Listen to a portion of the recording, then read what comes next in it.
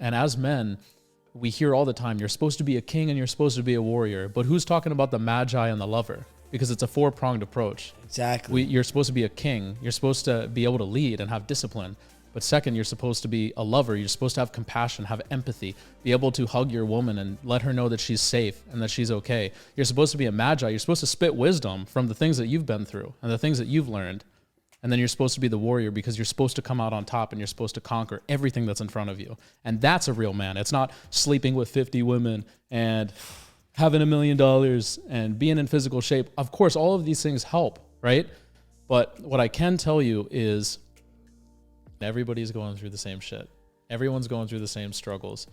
And if, someone's listening and you think that you're alone and you think that you're going through this all on your own, whatever this is, that might be a breakup, that might be job loss, that might be a broken heart, that could be addiction.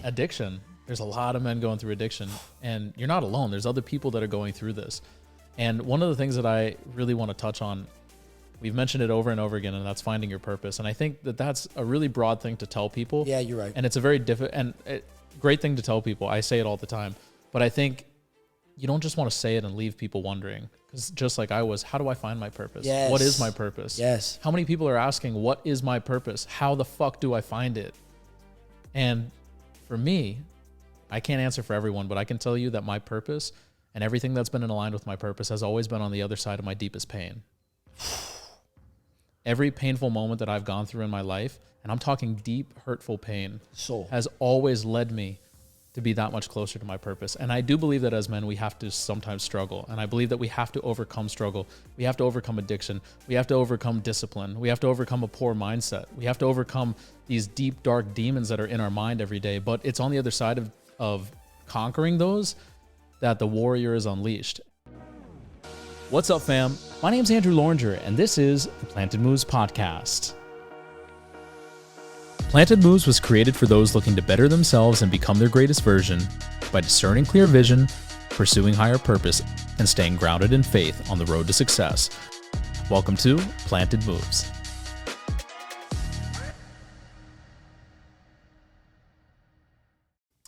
What's up, everyone? Welcome to another episode of the Planted Moves Podcast. I'm incredibly excited to be here with my boy, Jacob. What's up, man? How are you?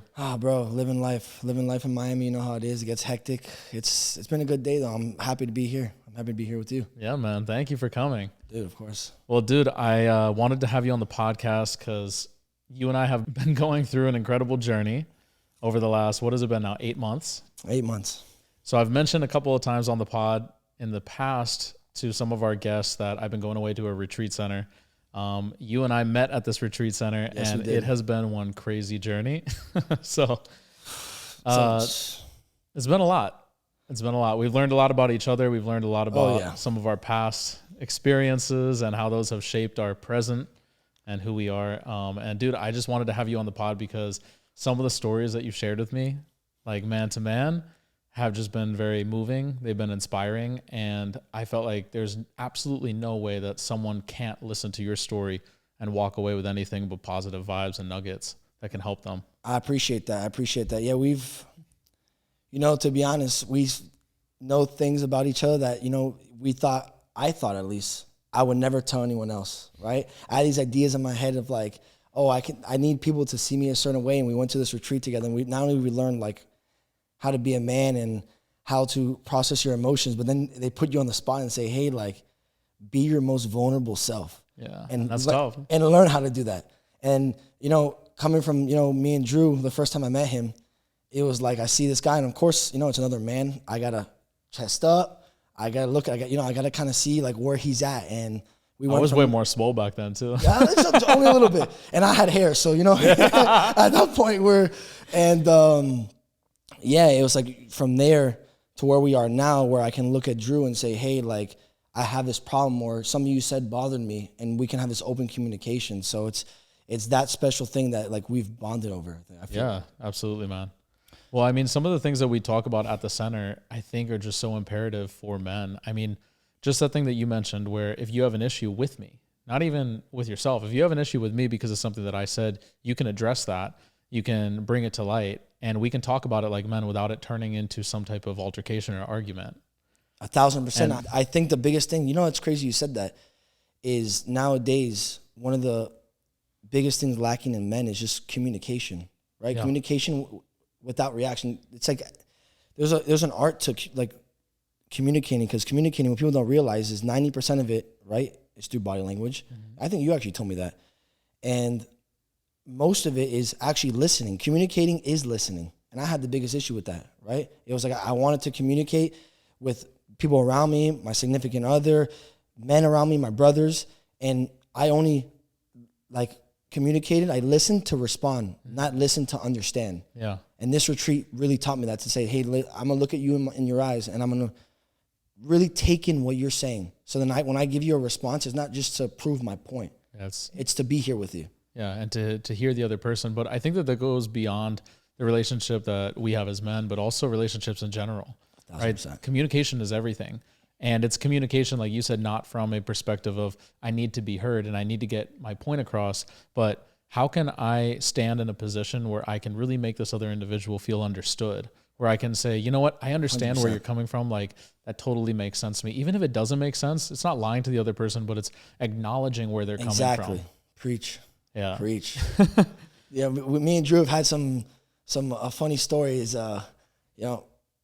I'll be honest with you, I'm scared of ghosts, right? And so the three of us were in a room. We have another guy with us, and he was telling us how he had demons, He was like, oh, I felt like I was haunted, and I didn't want to stay in the room. And I was like, Drew, I know you need to say a prayer for us. Yeah, because I couldn't go to sleep and be dead ass with you.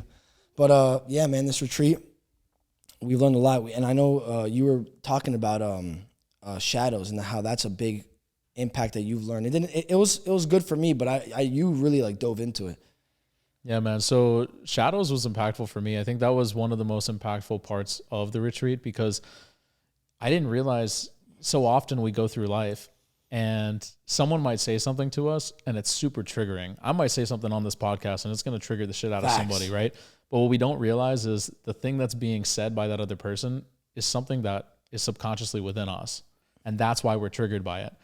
And so perfect example was there's this guy that always pisses me the hell off in our little group outside of the center, just in business. And this guy, I'm telling you, every time I see him, I'm like, bro, I just can't be around him. He pisses me the fuck off. And so I really sat back and I thought about it. I'm like, after going to the center and learning about shadows, I said, why is he pissing me off so much? And I thought back and I was like, wow, the characteristics that he is presenting, the flashiness and the showiness and just being boastful, those are things that I do. Yeah. And when I see it in the other person, it really upsets me. I don't like seeing it because it's a part of myself that I didn't like. Yeah. And so the more that I uncovered shadows and really what they were, I realized there's little parts of us as little boys or little girls that are from our childhood. And, the reason why I even do that is after doing subconscious work, I realized when I was younger, something happened to me and some kids were calling me stupid and they were calling me an idiot and a loser and all these things. And so I said, okay, I'll show them what a loser is. And I would come out, the next day with a nice watch, and I came with a nice chain. I'm like, who's the loser now? Right. And so that was my way of compensating for feeling not good enough. Right. And so as I realized, oh, you know what? I was feeling like I wasn't enough.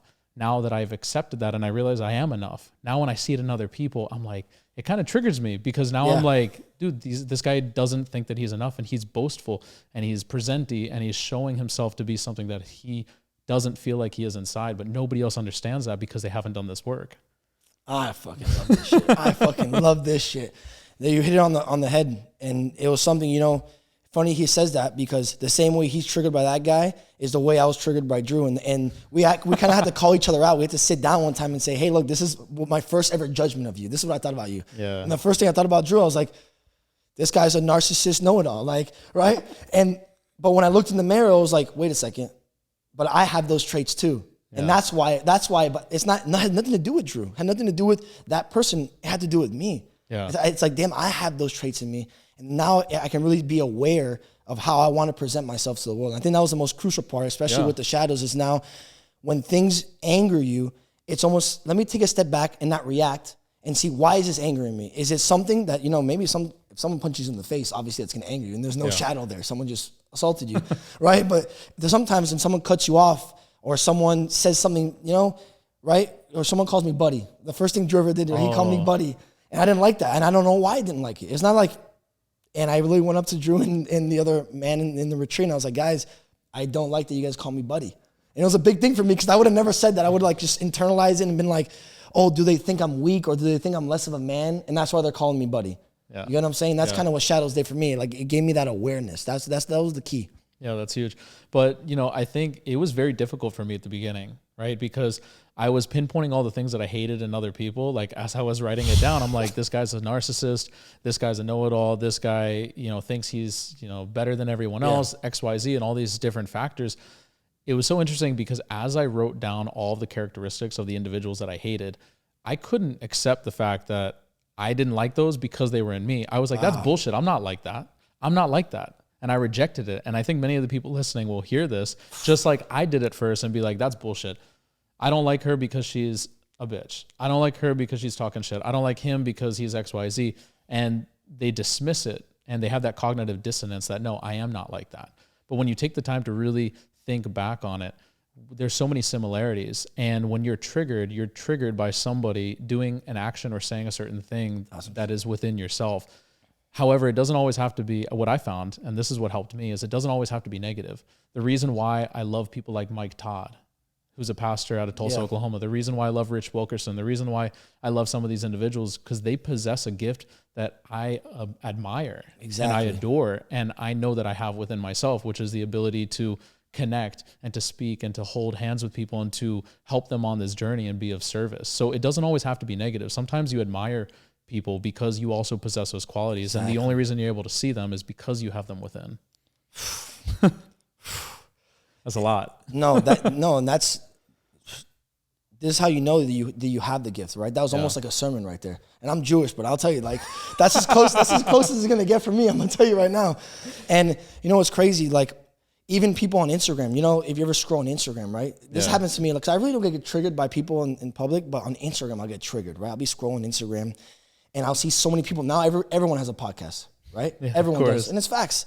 And I had my own podcast once upon a time, right? And I'll look at people, everyone podcast, another podcast. And I'd get triggered. I'm like, oh, not everyone should have a podcast. Or I'll start like thinking like, oh, why is it important what this guy's saying? Why should I listen to this guy? Yeah. But I'm thinking about it and it had nothing to do with that guy.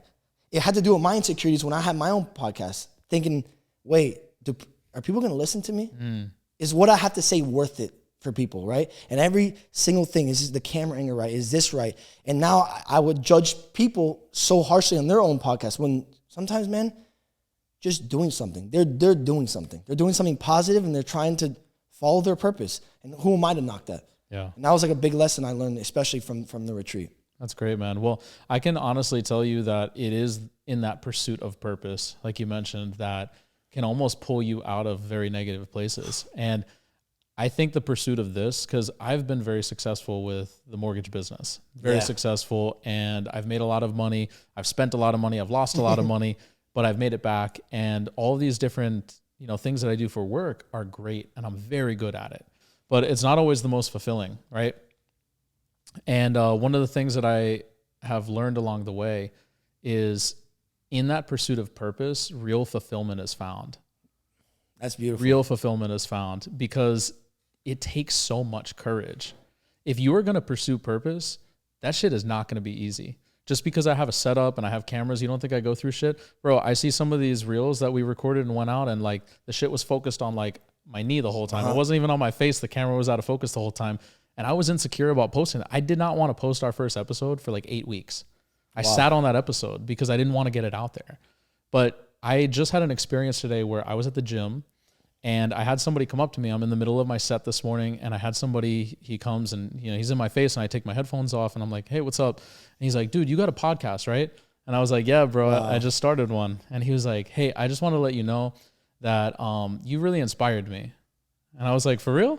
And he said, dude, so I was listening to, I was just on Instagram and this thing popped up on my Explore feed and I watched, it was one of your shorts. It was talking about following purpose. And then I went to YouTube and I watched the whole video. And he was like, I was inspired by you because I thought that I was going through this alone. He's like, I just recently got out of a breakup. It was really tough on me, and I've been going through some deep shit. And he was like, to hear you tell your story about how you've gotten out of it has been really inspiring, and I want to thank you for sharing that. And to think to myself that I almost didn't post that because I was scared, or I was upset that the shit was focused on my knee and not my face. But who gives a fuck about that, bro? People care about the message, right? People care about what you have to say at the end of the day. And if you believe that you are in alignment with your purpose, you are foolish, and you're doing yourself and others a disservice by not going after that. 1,000. And you know what they always tell us? That no decision is a decision. Yeah. Inaction is the worst decision you can make. And it's crazy to segue about decisions, right? And purpose and trying to find your way, and whether, people have faith or not, or like the universe guiding you. And you put in this thing, you made the decision to do it. And there was a lot of decisions that led me to this very moment, right? I had to take a job that I didn't want to take, right? Which then led me into another job, which led me into a toxic relationship on my part, not even on her part.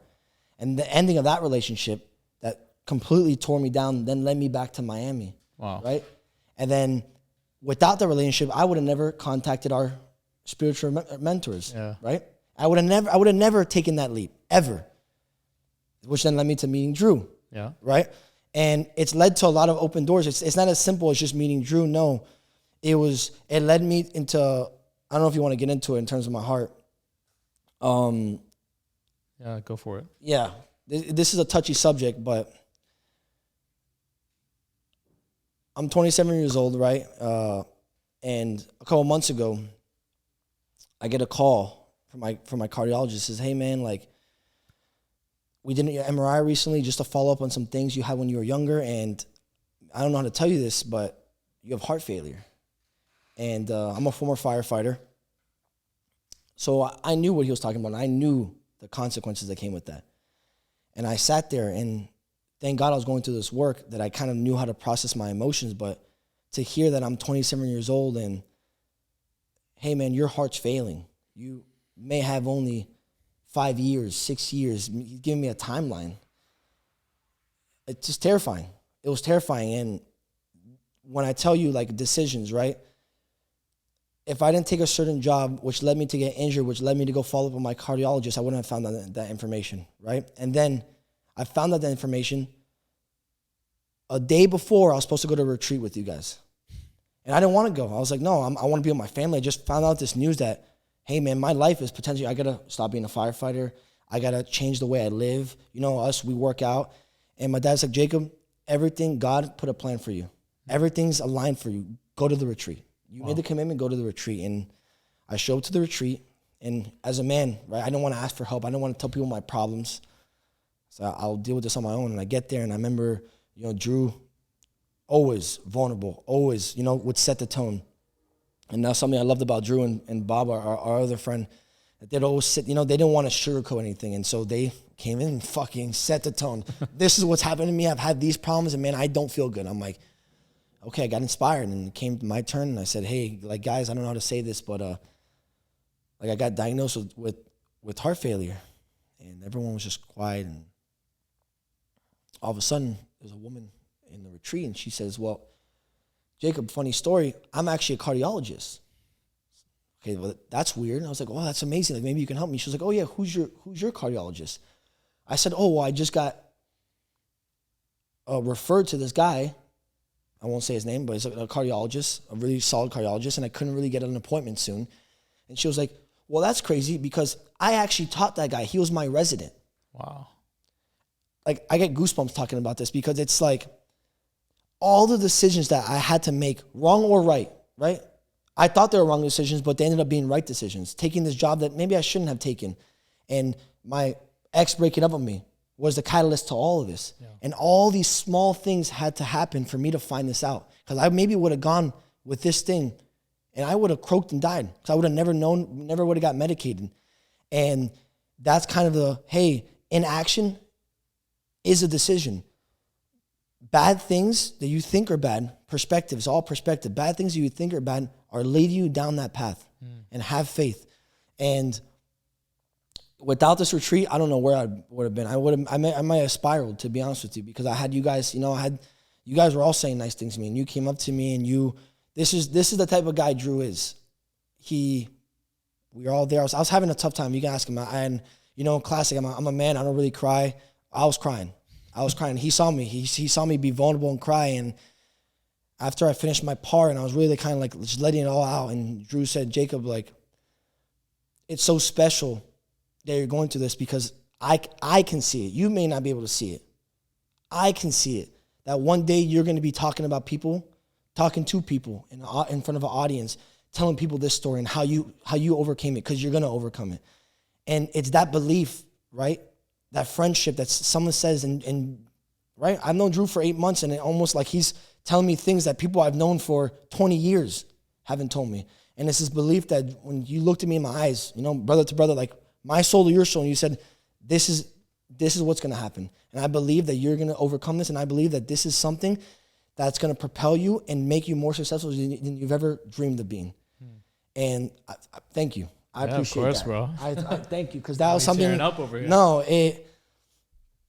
it touched me like no other. You and the people there, and like it gave me a perspective about something I was going through. Right, it's a 27-year-old with heart failure. Who ever heard of that? Man, I'm a guy that I'm firefighting. I have a real estate business. I have this. I work out every day, and almost it was my identity. Right, I exercise, and they're telling me, hey, man, you need to stop all that. You're never going to run a marathon. You're never going to do this. You're never going to do that. Then I have someone else, right? Someone who knows me, right? They don't know me. You know me. Yeah. And you know the type of guy I am. And for you to sit there and say, Jacob, don't listen to them. I got you. That right there, okay, like that's the type of stuff that gets me emotional. That's someone that it's real brothers, right? And all these podcasts nowadays talk about, hey man, no one's coming to help you. You got to do it. You got to solve all your problems by yourself. You got to be 35, a millionaire, this, that. Fuck that. Who the fuck said that? No one said that, man. Well, does it say that in the Bible? No, it doesn't. No. It's being a man is what you make of being a man, and being a man is being vulnerable enough to say, I don't got it, and I'm having a fucked up day, and I have a fucking medical issue that I can't heal. I can't solve that issue. And being a man is saying, hey, Jacob, shit's going to be bad. I'm going to tell you to your face, but I'm going to tell you this. It may be better than you ever believe, and I got you. And so that shit, Drew, I appreciate it, man. I appreciate you letting me come on the podcast and talk about it. Yeah, man, that's. Well, it's healing to get it out. And I appreciate all those words, man, for sure. You got me emotional over here. But I think that there is, like, as a man, there is so much power in community, and there's so much power in vulnerability, and then having a support system. Because as men, most of us are going through life like I was, and like you were, feeling completely alone. And you have very close friends. You have friends that you've been boys with for 10, 20 years, right? Yeah, 2 decades. 2 decades. And, I had great friends as well, and still do to this day. But if you're not in a position where you're getting vulnerable with someone, you're able to tell them straight up, like, look, I'm having a fucked up day. This is what I'm going through. You're just you're carrying that baggage throughout your day, throughout your week, throughout your month, throughout years and years alone. No wonder men are depressed. No wonder people are suicidal. No wonder suicide rates are sky high and through the roof, because people think they're going through this shit alone. Well, that's not true. There's other men out there that are going through abusive relationships, that are going through toxicity, that are going through job loss, business loss, financial corruption and failure. There's other men that are dealing with porn addiction. They're dealing with alcohol abuse. They're dealing with drug addiction because they don't feel like they're enough. Well, all I did was look at you, and I was able to see something in you, right? And that thing that I saw in you and still see to this day is a man that is genuinely out there to help other people, to serve other people, that wants to see other people become their best. And you have such a story that God's blessed you with to be able to go through this so that you can become a better person, so that you can grow and you can realize that you got through it and other people can get through it too. And I feel like your story is going to inspire so many, right? And you're on the journey, you're on the path, as am I. And every single thing, like you said, it's not a coincidence that, the woman in our group happened to be the leading cardiologist that trained the cardiologist that you're working with. And you got to the group because you went through a crazy breakup and you're at rock bottom and you needed help and you reached out. So one thing that I can say to people is never be afraid to reach out and ask for help, ever. right? Because there is so much strength in vulnerability. There's so much strength in just asking for help. The reason why I got to the retreat is because I went through a detrimental breakup, one that was so scary, she ended up locked up. And I ended up getting a restraining order, and some things happened, and it was just very, very unfortunate. It was very unfortunate the way that it went down. And, you know, I'm not proud of any of it, right? And unfortunately, the sad part about that was that there were two injured little kids. There were two very broken little kids that got together and just created a broken mess. And that's what happens in all of these toxic relationships, because there's two unhealed people. You can't take a half and a half to create a whole in a relationship. It must be a whole and a whole in order to come together and create a new formation, right? Marriage is supposed to be the combination of a whole person and a whole person to create a new creation. That's literally what marriage is. You're not coming together to fill each other up. You should be filled up already when you get in there. And it's not a coincidence that I went through that breakup and hit the lowest point in my life. I've had almost bankruptcy, financial destruction happen in my life, and I wasn't in as low of a moment as I was when I went through that breakup, right? But the fact that that happened is a blessing from God, because if it had not happened, I would have never been to the retreat center. I wouldn't have learned the things that I've learned. I wouldn't have started this podcast. God knows who we're going to talk to, who we're going to impact, but your story was meant to impact other people, because other people are going through things, and they're meant to overcome it so that they can help other people. If I could, I would love to thank the girl that did it to you, because if she never did that, we would have never met, and we would have never.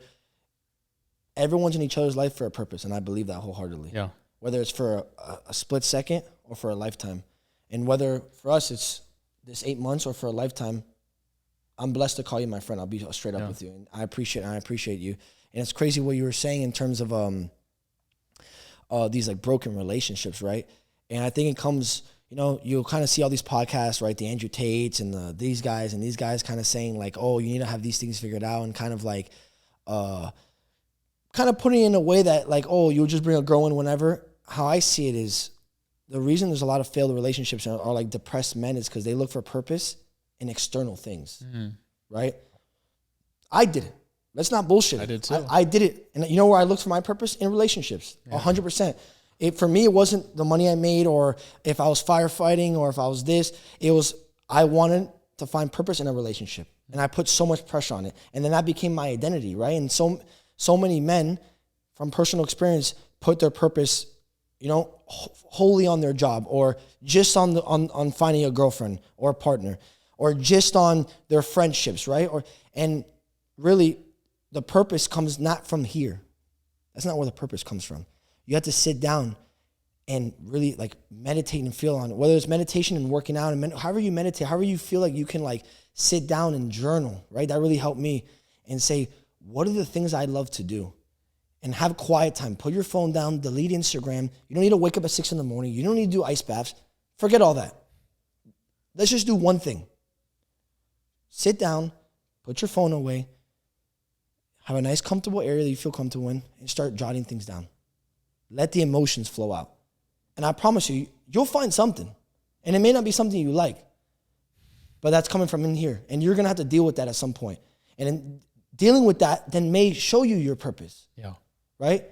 Just like you said right now, me dealing with my heart thing, I always wanted to help people, so I went into firefighting, right? But maybe that wasn't my purpose in life. Maybe firefighting wasn't, the helping part was, but the firefighting itself wasn't. And everything had to happen for me to find this out, to deal with this, right? To sit down.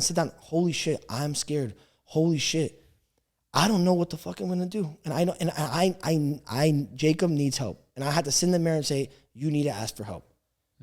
And it wasn't one of those moments of me sitting down in silence, me sitting down with a pen and a notebook, the power of writing things down and saying things. Even the most famous people, Conor McGregor, he said the courage to say it out loud. How many people really want to say what their true dreams and purpose are? To say, I want to start a podcast that's going to help men for the rest of their lives. I want to be that beacon of hope. Because you said it. You told me before this ever was a thing. We would sit there and Drew would go there and say, he would all be around there, and with you can tell it was coming from his heart, because it was like the passion. I want to start a podcast because I went through fucked up shit, and I had to make money myself, learn everything myself, and I went through a horrible breakup, and I feel that I can really help men go through those same things. And I see all these toxic people talking about why you should be a man this, because you need to have a milli and you need to have this, and that's so wrong. Because being a man is having faith and being a good person and helping other people. Yeah. And through hearing Drew say that, I'm here, I'm like, holy shit, that's exactly it. And learning, dealing with my shit. And so I challenge people to not figure it out all in one day. I promise you, that's not how it works. It's never going to happen. It's never going to happen. That our mentors always tell us, it's like a running joke. Hey, if you guys find the pill that's going to solve all your problems in one day, tell us, because we'll take it too. Yeah. And they don't sit from a place of like, oh, we're better, we have our problems fixed. No, they go through it daily. Yeah, it's true. And that's the human struggle. I remember being in there and I'm like, so we've been at this for like 8 months. Like, when are we going to be done? And she was like, oh, done? Okay. It's a lifelong journey, healing. It's a lifelong journey becoming better. It's a lifelong journey becoming your best version, because it's always changing. And, I think you would have to do thousands and thousands of subconscious regressions and all of these different tools that we've used in order to go back and heal every single thing that's ever happened since you were born. I mean, come on. But the thing is, you don't sit in it from a place of, oh, this happened to me, I'm a victim, woe is me. You say, this happened to me, it led me here, and now I have the opportunity to do this. So I'm thankful for everything that happened. I'm thankful for the relationship that ended. I'm thankful for how it ended, actually. Even though it wasn't great, it was actually horrifying. But the fact that it happened led me to where I am today, and none of this would be happening. And I know that, look, I'll be vulnerable. Even right now, I'm going through a very difficult time. There's just all types of shit happening with my business, and it's a little scary, and it's very frightening, to be quite honest. But the thing is, I have so much faith that this is going to work out. And do I have doubts every single day? 100%. Every day. Sometimes 15, 20 times a day. I'm like, dude, this shit ain't going to work. I'm like, what am I doing? And then I'm like, yo, snap out of it. Don't go down the rabbit hole. Reach out to somebody, and I'll reach out to somebody for help. Yo, I'm going through this. I'm fucked up in my head right now, and I feel like everything around me is crumbling, right? And it's in that moment, someone that you trust, a brother or a friend or someone who you can trust, can say, nah, get your head out of your ass. Yeah. You've got this. You've got this. Perspective. And they're able to see in you what you may not be able to see in yourself. The reason that I saw that in you is because it's true, and I see that. And oftentimes as the photo, we can't see ourselves, yes, right? We could be a beautiful photo, but how the fuck are we going to see it? Sometimes it takes other people to look at us and be like, you know what? I see some great qualities in you. But there's also other people that'll look at that and they'll come and see, you're a piece of shit. I don't like you. And you got to pay attention. You got to realize, who am I going to pay attention to today? Yes. Who am I going to pay attention to today? I want to have more of the people in my corner that tell me I'm beautiful and they're honest with me. You got a couple blemishes, but we could work on that. 1,000%. I want you to call out my blemishes from a place of love, constructive criticism, and love. Because if you do that, I'm more inclined to listen to you, and I'm more inclined to change. It's crazy. Some of the biggest things I've gotten from this, obviously, being vulnerable and helping, which is what we're talking about right now, purpose, right? Yeah. Kind of not putting your purpose in yourself and not in other things, because that's going to lead to, obviously codependency and some issues and et cetera, that, but leading with love, right? And it's very difficult because, every day you have to catch yourself, hey, I just judge this person. I just judge this person. And you don't even think you're judging them, and leading with love. And that's something that really has changed my life. And I tell all my friends that. I say, you know what? When's the last time you went into a scenario with your boss or a coworker or a significant other, and you started the conversation with saying, hey, before we start anything, I just want to let you know I love you. I love you, and thank you for everything you've done for me. And I can't wait to have this conversation with you, good or bad. I promise you start the conversation like that, it's going to go good places. It may be bad news, it may be bad this, it may be some criticism, but when you start with, when you lead with love, right? And people are going to be hearing this and be like, oh, yeah, for sure. I'll do that for sure. Because it's tough because no one else does it. And then you're like, well, if I do it, people are going to think I'm weird. That's my thought, right? I don't want to lead with love, because then what if they're not going to lead with love back? And that happens a lot, especially in a fast place like Miami. Everyone's kind of, and the best thing is if you lead with love, you'll never regret it, right? Because if you come into us, hey, let me act a certain way, let me see what he's going to say first so I can respond and defend my position.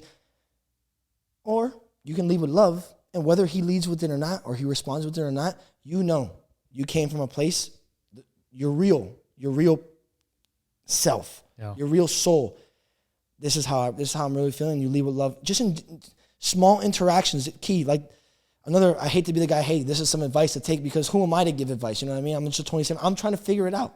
I'm trying to figure shit out like every other person in this life. And I had to delete Instagram because I had so many podcasts telling me what to do, that I needed to be driving this car. I needed to make, and I got overwhelmed, and now I'm here telling you. It's a circle of life, right? But if I could say one thing, it'd be like once a day, just once a day, whether it's in the grocery store, you're driving, you're talking to a homeless person, right? Anything like that. Go into that interaction with love. I'm going to be here present with this person. I'm going to let them know, hey, this is who I am. I love you. That's it. Yeah. Say a compliment. Not because you're going to get something back. Say a compliment without expectation. And do that once a day. Once a day. With your mom. I had sorry to go rambling, but I had this guy in the fire academy. This guy was he was so wise. I mean, crazy. He went through a lot of stuff, drug addiction, And he told me one day, we were sitting in the car, and we were sitting in silence, you know, and I like doing that with him. You know, we were just sitting silent, and he was like, when's the last time you called your dad to tell him you loved him? I was like, yo, what are you talking about? And he's like, when's the last time you called your dad up and you told him you loved him? Really? Not because you needed to call him because you needed something, or, hey, Dad, I need help with my business, or, hey, Dad, can I borrow some money? No, when's the last time you called him and just said, hey, Dad, I love you? And I was shook. I was stunned because I couldn't remember the last time that I always say, hey, Dad, love you, but at the end of the phone call, after we briefed each other on something or something about a business. And so he was like, I was like, yeah, you're right, I'll do it. And he was like, no, do it right now. I got pale. I was like sweating, like my hands were clammy, and I was like, okay. And I called my dad. I was like, hey, Pops. And he was like, hey, man, what's up? I was like, I was just calling to say I love you. And he was like, okay, what do you need? It's so conditioned, right? We're so conditioned. Wait, what do you need? And that right there was the biggest lesson, that he felt that for me to give him love, I needed something. It had to be an expectation, some type of the exchange. And I was like, no, Dad, I just wanted to call and say I love you. And he was like, I love you too, son. And I was tearing up because I was like, wow. And I hung up the phone, and I remember months later, he came up to me and said, Jacob, like, I was having a really shitty day that day. Wow. I was having an awful day. And you called me, and my son called me, and just to tell me that he loved me and he was proud of me. Wow. And that impacted me so much. Thank you so much for that. And that's when it changed for me. I was like, you know what? Why can't we all just lead with love? To a random person, you look beautiful today. The cashier, you look beautiful. I feel you do. Your confidence right now. That right there is those little things, because then they'll be kind to someone else, and they'll be kind to someone else. But everyone wants to put these fronts, these shadows up. Everyone wants to put these shadows, and I'm this person, and I'm this person, right? I'm the successful individual. Or I can just be a human being and tell you, hey, Drew, man, you look fucking great today. You're doing a great job in this podcast right now. And that's the shit that I love. And that's the shit that on my daily basis I want to do. And that's the shit that you've given to me, right? This whole reason I'm here is because you empowered me. Hey, Jay, I know you had your podcast. I know you had this. Come talk about it. Come talk about it. Let's make time out of the day. You know, I'm not some guy that has 100,000 followers, or I built this. You know, I was a firefighter. I have a good real estate business. But you're like, no, I don't care about any of that. I don't care about your followers. I don't care about this.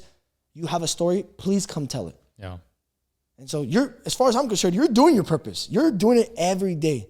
And I don't want you to feel that because you only got 100 views, you get 100,000 views. That one person, Drew, first of all, it's 2 people, right? And who knows? It could be the guy who's editing the video. That's 3 people. It's there. Yep. It's there. Keep going. It's true. Well, the guy at the gym today, you know? Exactly. 4 people. Yeah. There you go. And it really only takes one. You know, sometimes think about it. If you were to just impact one person, and he was to go out and impact one person, and he was to go out and impact one person, how many people are now impacted as a result? I mean, this is a compounding effect, right? And compounding was one of the words of the men that was in the group. Yes. And so for those of you who don't know, this space also seconds as a group for men. We meet once a month, and we talk about vulnerable shit like this. And I think that there is power in vulnerability. There's power in discussing your trials. You know, I'm a firm believer that iron sharpens iron. So one man sharpens another, and that we're supposed to bring our insecurities, our doubts, our sins, and we're supposed to confess them to one another as brothers, right? Because it's only in bringing the dark to the light, or the shadow to the light, that it can be exposed and it can be torn down, right? You have to expose light into dark places. And Drew invited me actually to one of these men's groups, and he was like, "Hey, Jay, come on by." And I get there, and there's a lot of heavy hitters. There's an influencer. There's this guy. There's this guy. This guy makes $1 million, and I start with the, am I? I don't know if I want to say anything because I don't know if I'm good enough to say anything, right? Man. Or if right? I start sitting there, and me and Drew were kind of like giving people not advice, perspective, right? Because we're not trying to tell people how to fix their lives. Just a different perspective. That's it. But the whole time I'm there, I'm like, this is Drew's thing. I don't want to interject. And I start thinking, well, this guy, he must have it figured out because he has X amount of followers, or he has $2 million liquid in the bank, so he has it figured out. And what you realize is no one's got it figured out. None of them. No one, none of us. Even the most famous people, everyone had to hear something nice from someone at some point. And everyone had help along the way. Yeah. Any person's ever said, oh, I did it by myself. That's bullshit. Your mama helped you, your daddy helped you, your brother, your sister, a close friend, a mentor. Someone had to help you. And I hope people can watch this podcast and not only listen to the stuff, really grasp it, but also use it as a place. Drew is that guy. If you feel you don't have a friend to reach out to, you don't have a church or a synagogue or a mosque to go to, you don't have a group that you can find. Okay, well, you have this channel. It doesn't have to solve all your problems, but I promise you, he'll help you. I promise you, find my Instagram. I'll help you. There's people that want to help. I promise you that. And it took me and probably you fucking going through the mud to understand that sometimes people just want to help you. Yeah. And yeah. And there's people that need to be helped. Oh, and there's a lot of people that need to be helped. And don't put so much pressure on yourself. There's good pressure and there's bad pressure. Find your purpose. Go through life if it feels good in here. When you find that place that, hey, I found a job that makes me feel good here. I found this girl that makes me feel good here in my soul, right? That shares the same beliefs as me. I found people, a community that makes me feel good. That's when you realize, okay, I'm succeeding as a man. Not the money, not how many girls you fucked. I promise you. I don't want to get into details here. Me and Drew. Listen, it's not that. And me and Drew talk about this all the time. Our most deepest conversations come after, we do this retreat and then we go back to the room. And, it's just because it's women and men. And then we kind of go back to the room and it's 3 men in the same room and the lights turn off and we just kind of start talking. Kind of our deepest parts start coming out. And that was some of the times where I kind of, asked them about like, hey, relationship advice. There's things I'm not feeling. There's things of this. And I'm scared. I don't know what to do. And Drew said, hey, man, that's crazy because I just went through the same thing. I'm going through something similar right now. Yeah. Wow. Like I was so scared to talk about it because it was so big in my head. But the moment it came out of my mouth, it was so simple. That's it. So powerful. And you're never alone. I mean, everybody's going through the same shit. Everyone's going through the same struggles. And if, someone's listening and you think that you're alone and you think that you're going through this all on your own, whatever this is, that might be a breakup, that might be job loss, that might be a broken heart, that could be addiction. There's a lot of men going through addiction and you're not alone. There's other people that are going through this. And one of the things that I really want to touch on, we've mentioned it over and over again, and that's finding your purpose. And I think that that's a really broad thing to tell people. Yeah, you're right. And it's a very great thing to tell people. I say it all the time. But I think you don't just want to say it and leave people wondering. Because just like I was, how do I find my purpose? Yes. What is my purpose? Yes. How many people are asking, what is my purpose? How the fuck do I find it? And for me, I can't answer for everyone, but I can tell you that my purpose and everything that's been in aligned with my purpose has always been on the other side of my deepest pain. Every painful moment that I've gone through in my life, and I'm talking deep, hurtful pain, has always led me to be that much closer to my purpose. And I do believe that as men, we have to sometimes struggle. And I believe that we have to overcome struggle. We have to overcome addiction. We have to overcome discipline. We have to overcome a poor mindset. We have to overcome these deep, dark demons that are in our mind every day. But it's on the other side of conquering those that the warrior is unleashed. And as men, we hear all the time, you're supposed to be a king and you're supposed to be a warrior. But who's talking about the magi and the lover? Because it's a four-pronged approach. Exactly. You're supposed to be a king. You're supposed to be able to lead and have discipline. But second, you're supposed to be a lover. You're supposed to have compassion, have empathy, be able to hug your woman and let her know that she's safe and that she's okay. You're supposed to be a magi. You're supposed to spit wisdom from the things that you've been through and the things that you've learned. And then you're supposed to be the warrior because you're supposed to come out on top and you're supposed to conquer everything that's in front of you. And that's a real man. It's not sleeping with 50 women and having $1 million and being in physical shape. Of course, all of these things help, right? I can't touch on the 50 women thing. That's a completely different story. But what I can tell you is a lot of these things that the world is telling you to find and the world is telling you to do lead to a lot of pain. Your decision is, what am I going to do with this pain? Am I going to overcome it? Am I going to become a better person? Am I going to come out on top? The answer needs to be yes, yes, yes. And if you don't believe in yourself enough, like I haven't, there's so many days I woke up and I didn't believe in myself. I didn't believe I was worth it. I didn't believe that I could go over it. I didn't believe I could get my ass out of bed. But there were brothers that I had in my community that took my ass out of bed to the gym that I called and said, bro, I'm fucked up today. And they were like, dude, you're fucking crushing it. Like, let's go. Let's get on the phone. Let's record. Today was one of those days I didn't want to record. And I ended up recording with two people, a bunch of real estate reels, a bunch of mortgage videos, right? I didn't want to do that. But I found other people in my community that were willing to go along the ride with me and were willing to help me. And that's what it's all about. It's all about community. If I can leave with two bits of information that, because you kind of just like sparked the whole fire, right, in me now, right? And I used to deep dive because when I was in my darkest times, I've had issues with my heart even when I was younger, but then it kind of culminated into this issue. You know, it got worse and I didn't know, and then it came into this issue. But when I first went to my first one, I didn't have people around me. My family didn't know how to deal with it.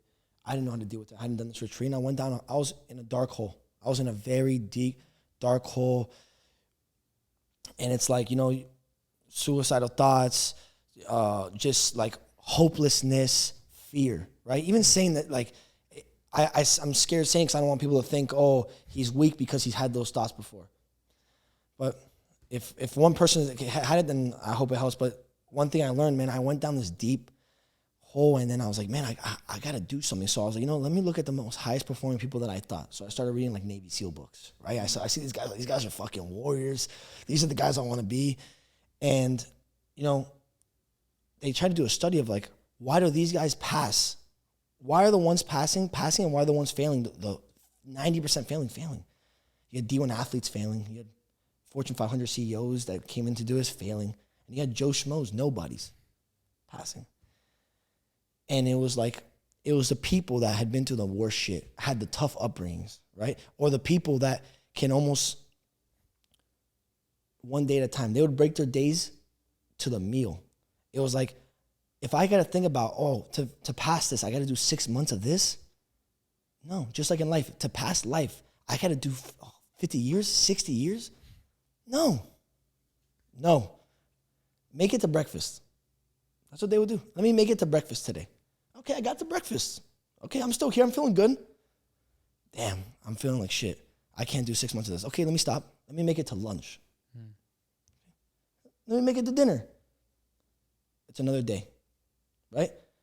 And that's something that helped me immensely. So if someone's going through a deep, dark time, man, just don't try to fix it all in one day. Make it to lunch. See what happens.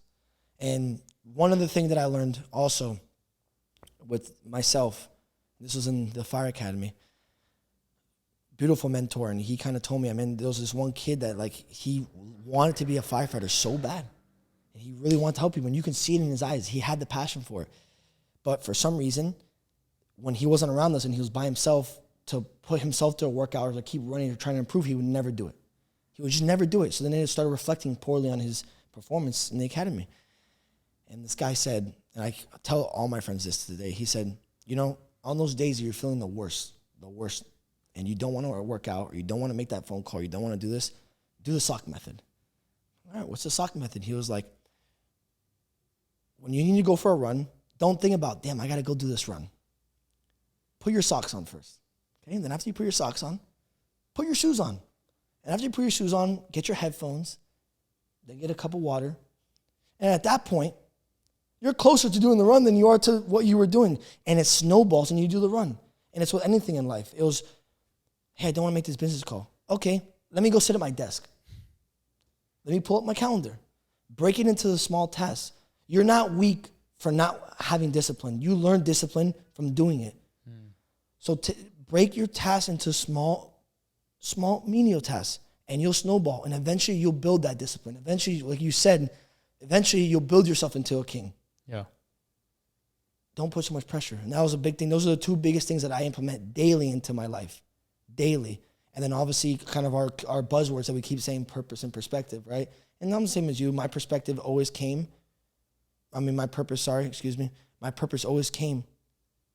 in my worst moments. And then also the void of social media, right? Fucking put the social media away. You're not gonna find your purpose on social media. I promise you that. And yeah, man, beautiful. And Drew, thank you for having me on this podcast. I really feel like I've healed a little bit. Yeah, for sure. In this bro. conversation, man. I'm gonna go home and write a bunch of stuff down that I learned about the 4 things you said. And wow, man, beautiful stuff. Absolutely, man. Well, yeah, I think that, something that I'd really like to leave people with is we hear a lot day to day. We hear a lot, and we're filling our minds with oftentimes garbage. And one of the things that's really helped me is to really take an accountability log of what you are filling your mind with every day. What are you reading? What are you watching? What are you listening to? Right? Because depending on what those 3 things comprise of, you might be doing a lot of this shit to yourself. You might be putting yourselves in positions where you're comparing yourself to other people. Well, comparison is a thief of joy. You're never going to find joy in that. You might be listening to people that are filling your head with negativity, the news. Facts. There's all types of shit on the news. They're looking for views. They're looking for angles. They're looking for engagement. And you might be listening to people that are making their money off of getting a rise out of other people because they're speaking about controversial shit, right? Facts. That's not truth. It's not fact. And if something doesn't feel right, it's not right. And so as a man, what's helped me is, like you said, to do something that feels good, what feels right. Let's not use feel good. What feels right here, and do what's hard, because the right thing isn't always easy. The right thing is often the most hard thing that we have to go through, the most difficult, challenging thing that we have to go through. And so what I can say is we're not preaching because we already have our shit together and we know what we're doing. We're far from it. We're figuring it out, right? But the one thing that I can say with confidence is that as a man, you are meant to go after purpose. You're meant to do hard things. You're meant to pursue, above all else, your purpose in life. And I think that if you were constantly doing that and you were pushing away the distractions, but you're also finding joy along the process and you're also leading with love, that's where true fulfillment comes in. It's not in a destination, it's on the journey. Oof. Okay, I'm getting emotional thinking about this shit.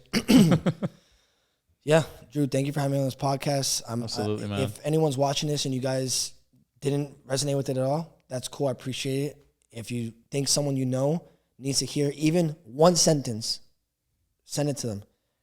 I'm telling you, it's stuff like this, podcasts like this that help me get through my darkest times. There's books that help me get through my darkest times. And then most importantly, the people around me and the brothers I have in my life that help me get through my darkest times. And Drew, thank you. Love you, bro. Yeah, absolutely, bro. For sure. Let's go. Well, thank you everyone for tuning in to another episode of the Plant to Moves podcast. This has been a great episode. I love my brother Jacob, and I'm so grateful for having you on. If you haven't done so already, please do me a huge favor to share this information with other people. Please subscribe, like the video, and get in the comments if you hated it, if you loved it. We'd love to hear from you, and we'd really appreciate if you share this with someone who you think it could impact. Thank you again for tuning in, and we'll see you on the next one. Subscribe, motherfuckers.